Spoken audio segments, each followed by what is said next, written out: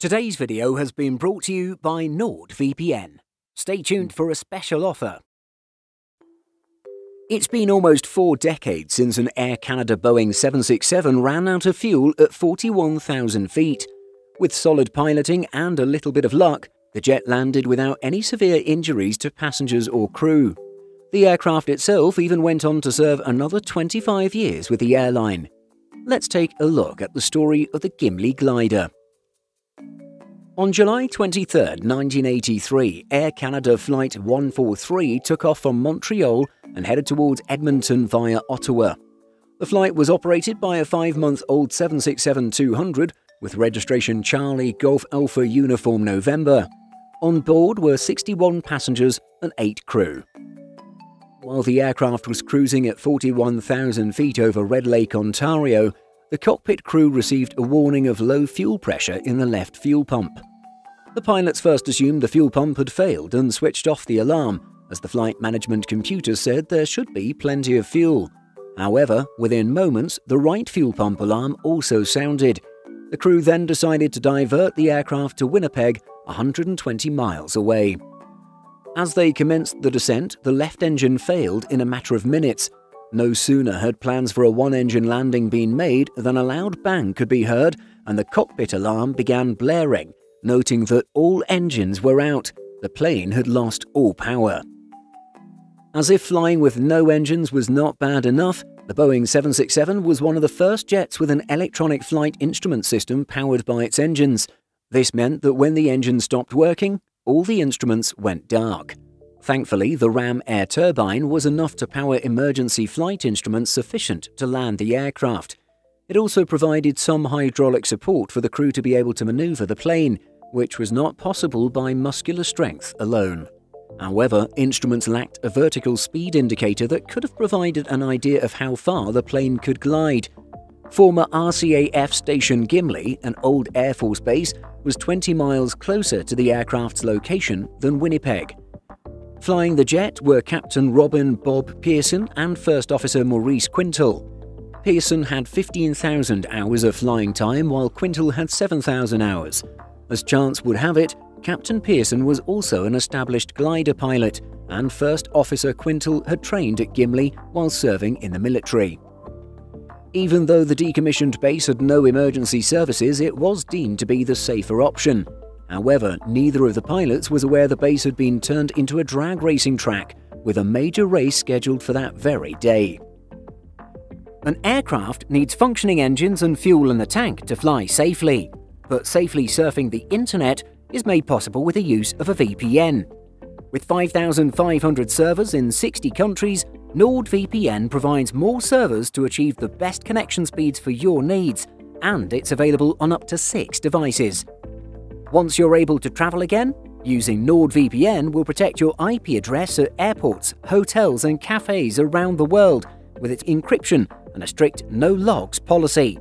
Public Wi-Fi access will be safe. NordVPN also covers remote locations, allowing you to choose from thousands of servers worldwide. NordVPN stops you from being bombarded with ads as it keeps your browsing protected, and your data won't be sold to advertisers. With a 30-day money-back guarantee, 24/7 customer support and a strict no-logs policy to protect your personal data, you can rest assured that your data will stay protected, especially useful when traveling.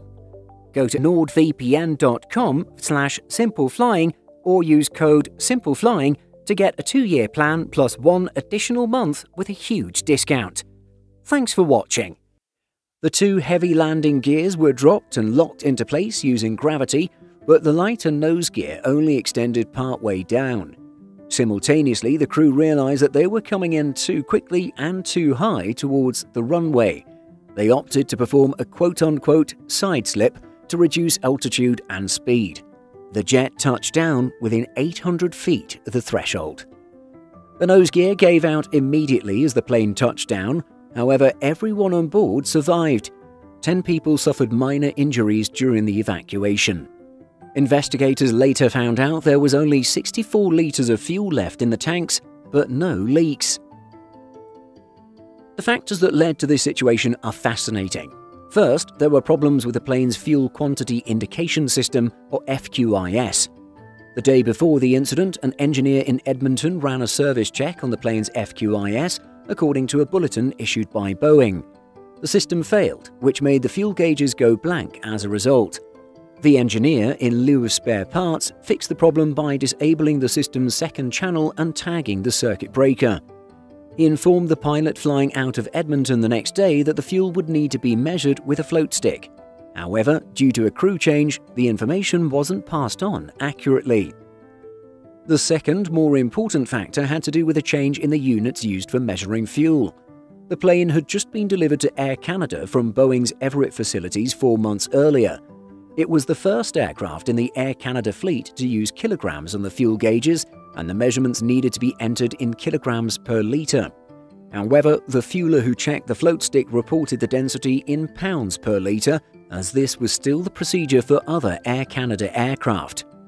The cockpit crew then entered the value into the flight management computer without recalculating it for metric values.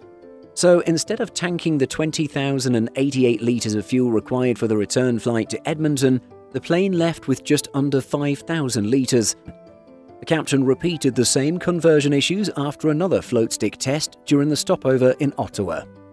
2 years after the incident, the pilots were awarded the first ever Fédération Aéronautique Internationale diploma for outstanding airmanship. Charlie Golf Alpha Uniform November was patched up in 2 days and then flew out to Winnipeg for full repairs. It returned to service with the airline and kept operating until 2008. It was then withdrawn from service and subsequently stored and partially scrapped at Mojave Spaceport. Did you know about the story of the Gimli glider? Let us know in the comments. In addition to our daily YouTube videos, Simple Flying publishes over 150 articles and a podcast every week.